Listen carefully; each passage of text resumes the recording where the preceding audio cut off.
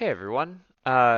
This is my first content-specific video for CalcPlot3D. So the last one was just kind of an introduction where you can find help if you need it or what some of the basic capabilities are. This one is going to be specifically focused on our first section of material, which is primarily contour plots and or level curves depending on which vocab you use there, and traces. But first, just, both of those are talking about surfaces in general. So just a reminder of how you can graph surfaces. If you are fortunate enough that it's just z equals stuff, like the default one here, then you can just click add to graph function z equals f of x, y. So I'll actually get rid of this one here. And if we want to look at a cone, for instance, I can do square root of x squared plus y squared. And so for square root, you can just type sqrt and then do parentheses for whatever is inside. Click enter. And you get this. It looks kind of like a cone. It definitely looks like a cone, but then has this kind of weird top. I'm clicking the home key to return to my default view. If you want it to be truncated at the top or cut off, the real issue here is our upper Z clip. It's going up to height 4, but our box kind of naturally ends at height 2. So if I cut this off at 2, my upper bound, then you can see it like truly looks like a cone there and kind of stops nicely at height 2. If you want to graph something like an hourglass, which is not just a pure function of z because it won't pass the vertical line test, then you can't use z equals, but you could use implicit surface. So this is where you basically don't have to solve for one of your variables. So I could write z squared equals x squared plus y squared. And you get top cone, but also a bottom cone. This comes from the fact that if you tried to solve for z, you would get plus or minus the square root of x squared plus y squared. So the top is literally the one we just graphed, and then the bottom comes from the negative square root. So because you would need two different functions, you could graph it that way, or you could graph it this way as just one, which is much easier to kind of handle. This is also very nice for planes. So if you wanted like 2x plus 3y plus 5z equals 8, right? You get a plane. You could solve for z, but this makes it so that you don't have to. And usually when we are doing plane equations, we're not going to write it in the form z equals stuff. So implicit surface might be more convenient for you to use in CalcPlot3D. Okay. So those are the two things that you would need to know in order to add any surface that you're going to deal with. Let's go back to our cone and look at contour plots. So turns out that CalcPlot3D makes contour plots really nice and easy. You can just look at this little red thing. It says draw contour plot. You just click on it.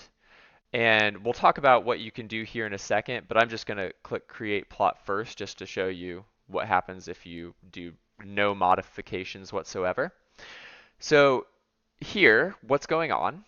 Well, it has your first level value, your first level curve. So it has a contour at height -1, but we know the top half of our cone starts at height 0. This is why you're not seeing any of the -1, -8, -0.6, -4, or -0.2 labels. None of those contours are actually on our cone. We have a step size here of 0.2. There's 0.2 between each z value where I draw a contour. And there are 11 total contours, right? So you're going to see 11 different values here.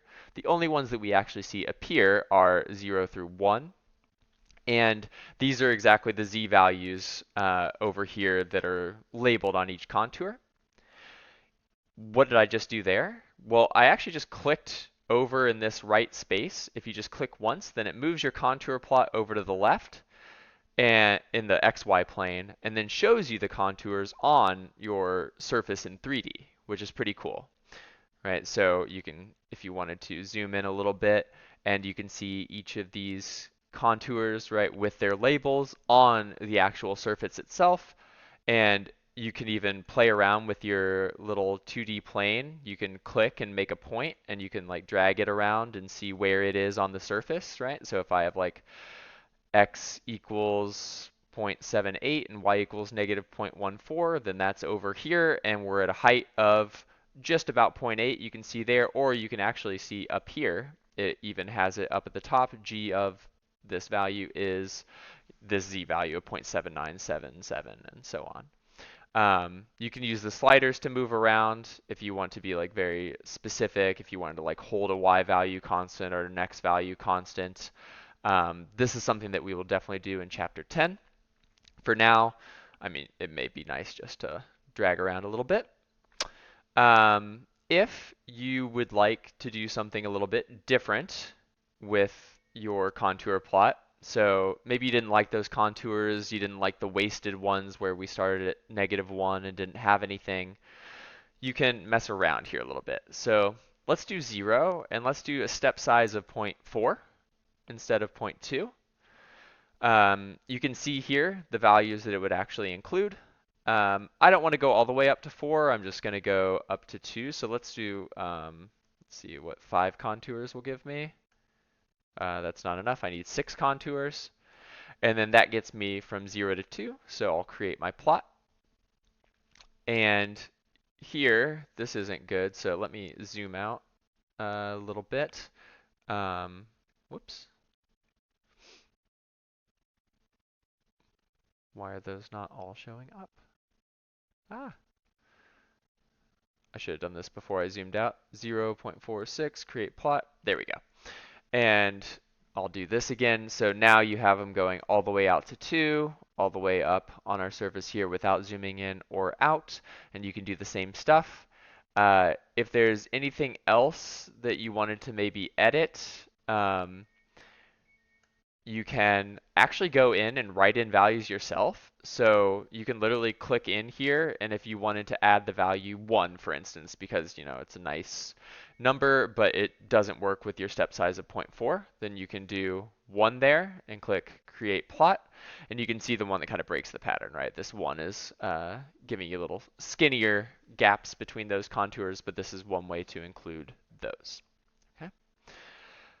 So that's contours, and like I said, CalcPlot3D makes it really easy. You just click this and kind of modify as needed, and you can mess around either on 3D or on the 2D surface, and it makes your life pretty easy. Yeah, that is about it.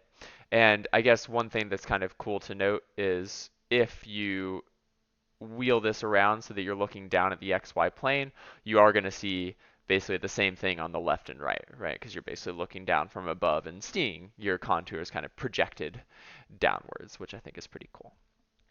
So the other thing I wanted to talk about was traces. So let's actually just use the default surface here. So here you want to go to show/hide 2D trace plane. So this is going to give you basically the thing where we were messing around with our contours on the last example. And if you click the drag or the drop down menu and go to, for instance, show FX trace/tangent line. So we don't know what this is yet. This is something we'll get introduced to in chapter 10. But basically you want to think of this as allowing X to change, but holding Y constant. So I'm going to add this, and we'll just do it at, I don't know, Y equals 1. So this does not make it very easy to see right now because of the colors. So I'm going to go down here to my grid wheel and do constant color. I definitely don't want red because my line is red. So let's make it like light blue so you can see the trace on there. So I'm using my arrow keys here. So you can actually see the trace, right? So I'm fixing my Y value at negative 0.9817 and allowing X to change. And if you drag along your X slider, you can literally see you travel along that trace.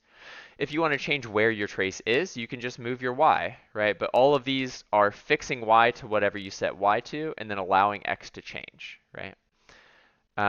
So that's how you do a trace like that.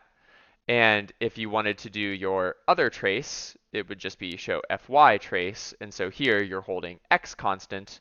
You allow y to change and move along. And the little black line that you're seeing there it's just showing the tangent line to the surface along this trace. So this is just like the slope at that surface. And this is up in the green bar up above. So this is a very, very small positive slope of 0.29. If I move my y back when I'm like on this down, note that it's -2 here. So it's matching that slope there. Okay. And so this is how you can see trace on your graphs and be able to visualize those. This is something that'll be useful in the PWA if you choose F1 as well. So I hope that that's helpful. And in the future, probably most videos will be quite a bit shorter than this one as you are more accustomed to kind of some of the basics here. All right, but hopefully you find that helpful on contour plots and traces, and that is all I've got.